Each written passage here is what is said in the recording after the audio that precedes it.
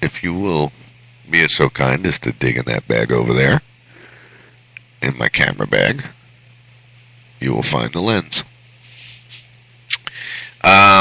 So moving right along, America military is fun, man. Definitely a cool ordeal. I love the military channel. That's one of my... I gotta fix these headphones. Hold on. Military channel, one of my favorite, channels to watch. Even though I don't show you a lot of shit. Yeah, what we see they show is you about a lot 10 of shit. years behind. Yeah, but still, man. Still. I remember going to Pensacola, and you know how they got the Naval Air Station up there, and they got the training facility? Yeah. Was it Pensacola or Panama City? Pensacola has one. It was Panama City, Florida. There was a training facility there, a SEER training facility up in Panama. And I found this location on a bridge that actually revealed the back end of a launching ramp for, what are they called, the hovercrafts? Yeah. The landing crafts, that the big hovercrafts, the ones that they roll up on the beach and there's like 30 tanks and 500 troops on them. One of those. The door drops and... Right, yeah, there's 3 of them. And I have the pictures. They're up on my Facebook. But I just got the feeling that they didn't like me taking those pictures too much. I have my press pass. I have my credentials on my car. Everything's legit, But yeah, they didn't like me standing where I was standing, taking the pictures I was taking. That's for sure. Because once we got going, I'm driving over the bridge and I see this car DOD license plates on it. Right. And he's up and he's looking and he's looking. I pay no attention to it. You know what I mean? I'm too busy looking out my left-hand window at these damn hovercrafts going, wow, that is so cool. And my only intention was just pure to be able to look at it in fascination. You know what I mean? Because it's just so badass, the shit we got. So we're driving and Michelle, Silent Mish, says to me, he's still following us. And I know how that's hard for you guys to grasp that she says this to me, but I know how to read Silent Mish's mind. See, I keep giving up your identity, babe. Sorry. Anyway, sure as frig. I had a DOD vehicle following us until we went off this certain island and went back on the mainland, and I watched him turn around. He was behind me, 2 cars. I changed lane. He'd come and change lane behind me, and it was hilarious, bro. Yeah, hilarious. See, but I'm like that. If I know I can push some buttons, I'll push some buttons. The MPs in Jacksonville, everywhere that someone naval lives, they'll come and patrol that area. The neighborhood? Mm-hmm. They'll patrol that area. For their protection? Right. Gotcha. And they'll look into you if you have a top secret security clearance, because the things that they know on those bases... They don't want another Edward Snowden. Right. So that they'll go around and they'll talk to you if they need to. Yeah, I like how you put that. They'll talk to you if they need to. In other words, if you're a threat, folks, they're going to come find out why when they want to. I'm going to go ahead and get a... excuse me.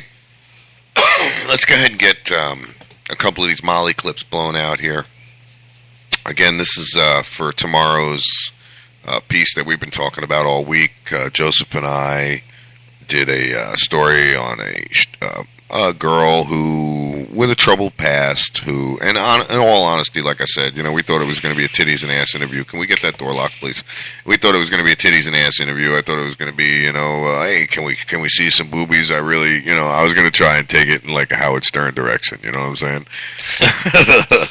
But it turned out to where it was really one of those heartfelt stories, to where I actually, and I mean, you were in here, you were listening. What do you think? I mean. Now we got all the animals coming in here. It turned out to be a really interesting story as far as what she was put through as a child with her family, the denial factor, just a whole bunch of things. The way that it worked out, it was just this. It turned out to be the story, the story that really kind of moves you and makes you think about the industry in a different way. it was just pretty cool. So I'll get this first clip up. We have 5 clips to play today, and like I said, tomorrow we'll go ahead and we'll play the whole thing. And here you go. Here's clip 1 of Molly, the ex-adult entertainer. So here you go. It is the stereotypical way of getting into the owl industry. How were you? Go ahead, Joseph. You got a question? When you said stereotypical thing, like I'm thinking, oh, Uncle Bobby molested me, or whoever. You know what I mean? Like that's what I think stereotypical when I think adult industry. There was a history of that. Not any Uncle Bobby right. or anything. But you do have a history of, I don't know Bobby either. Molestation in your family. So, all right. So make me understand now where we're at here. We're about 19, 20 probably by this time. Still? Nope. Still 18. Oh, so you were what? I moved quick. You were what the people in the industry call fresh meat. Yeah. Yes. Yeah, like a freshman in high school. Yes, absolutely. So down in Miami, somebody in one of the clubs, I would imagine, approach you? Yeah, it was the Wicked Girls, Wicked Production. Yeah, this is Brooksville Bob, and you're listening to Talk Shit Radio, and we're going to teach you a lot of cool stuff. Control and obviously the money's pouring in now. Yeah. Yep. How'd you do handling your money? You had to see her shake her head. Yeah, it's pouring in, and it went as fast as it came. Yeah, that's usually if you don't have good guidance and a way to invest it and make yourself money back out of your money. Yeah, it's usually. I did really good with my money. So you weren't doing drugs, so. Not at this point. But you had a nice car, nice phone, nice clothes, nice this, nice that, nice this, anything you wanted, all the correct? materialistic stuff. Didn't have a nice car or anything like that, but probably didn't even need anything you wanted. I had the money to buy a car. And obviously the money's pouring in now. Yeah. Yep. How'd you do handling your money? So I continued shooting. Yep. I turned into a star immediately with the companies, and you had to. If the first day went out, everybody was calling you. Yep. You had to be like the hottest shit. Yeah. On So the now internet. at this point, it's out. You're into it. You're doing what you got to do, and you're enjoying it. I would assume. There's some stardom going on. I would imagine. Maybe enjoying the money. I'm enjoying the fact that I was wanted. Okay. You know. Right. I'm doing something right. I mean, these people want to shoot me all the time and pay me, and yeah. The gratification of feeling needed and wanted. Yes. Needed, wanted. Yep. I have control. And obviously the money's pouring in now. Yeah. Yep. How'd you do handling your money? You had to see her shake her head. Yeah, it's pouring in, and it went as fast as it came. Yeah, that's usually if you don't have good guidance and a way to invest it and make yourself money back out of your money. Yeah, it's usually. I did really good with my money. So you weren't doing drugs, so. Not at this point. But you had a nice car, nice phone, nice clothes, nice this, nice that, nice this, anything you wanted, all the correct? materialistic stuff. Didn't have a nice car or anything like that, but probably didn't even need anything you wanted. I had the money to buy a car. Yeah. I mean, I wasn't making $1,500 a day and going out and spending $1,500. I was making $1,500 going out and spending $500, and I had money in my bank account where they told me to open up another bank account because the IRS red flagged my account or something like that. I've never heard of it before. Right. And then I got into a relationship. I went from Miami to California. I was only supposed to be out in California for 2 weeks to do shoots. I ended up staying. Ended up meeting this guy, and he's why I stayed. And fell in lust. And my money, that's when slowly disappeared, right? He didn't freaking work. He crashed his car. I bought a new car. He moved in with me, but he just slowly sucked you dry. He did. Yeah. He did. Now, were you still doing shoots at this time, or are you back to dancing? Nope, still doing shoots. Never went back to dance. With a major production company, I would assume at this point. Several. Yes. So several. Okay. Several. Okay. So that's like a freelance. At what point did you say to yourself, At what point did you say to yourself, I have got to get away from this. I have got to get out of this life. I've got to get back home, and I've got to get back control of myself, my mind, and all of that. What pushed you over the edge and made you get out of it? You face yourself every day in the mirror. Mm-hmm. I used to face myself from... Is that the hardest thing you had to do? It was. So I continued shooting. I have a whole other point of view to look at now. You know what I mean? Also, for the women out there, the young girls, if you've been raped or molested or disrespected sexually and it makes you feel a certain way about yourself, know that it's not your fault. Things happen for reasons, but don't ever get down on yourself. Love yourself for who you are. Push yourself through whatever it is, and always know that there's a better side to whatever's going on. Back with Talk Shit Radio, folks. That was the Molly clips in their entirety. We again will be playing that 1 hour segment of her interview. That was just the 5 bits and pieces of the clips that we made. You know, we had to make it all compelling and everything if we're going to actually make a go at this, right? Right. Do we have a cigarette over here? I need a cigarette. Who's got a cigarette? You got a cigarette? You got a cigarette. Let me have some of that. Pardon me, folks. Yeah, so we're about, shit. It's already 9:30, bro. Yeah, wait, got it. You know what?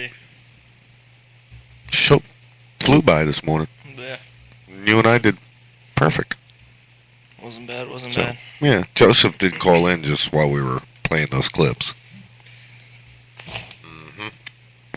Yeah, so he overslept. Which, and it's not a matter of Joseph oversleeping. It's actually, the statement is he slept. Yeah, because the man don't sleep. He undersleeps mostly. Mm-hmm. So, for all of you that were listening earlier, and I was saying that, you know, Joseph's not in the studio, that's because he finally did get some sleep. As you know, every morning he comes in here and he has not been to bed yet because he's busy working on the show and producing and doing all of that good stuff. So, yeah. Let's see, where are we at? What else you got, brother? You got anything else in the news here? You know what? There's one thing I want to jump back to, and it was TMZ. There was a few things on TMZ that caught my eye that were funny. Threatens to sue waitress over inadvertent dine and dash. Good old Kendra Jenner. Wait a minute. Kendra Jenner threatens to sue waitress over inadvertent dine and dash. So, all right. Let me get this straight. Kendall Jenner, she's one of them damn Kardashians who I just despise, you girls. I really don't like you. Claims she has been defamed by a waitress who said the 18-year-old threw money in her face and she threatened to sue me. Dun, dun, dun. All right, so TMZ has obtained a letter from Kendall's lawyer admitting Jenna was indeed at Mercer Kitchen last week and that she accidentally skipped out on the bill. Nice. But legal pitbull Marty Singer says the rest of the waitress story is a pack of lies. So, she admits being in there, but the lawyer says, liar, liar, pants on fire, bitch. I mean, come on. How could you accidentally dine and dash when you have that much freaking money? I mean, what do you guys just carry around credit cards when you're filthy rich? I wouldn't know. I carry around every penny that I have in my front left pocket in case you want to rob me.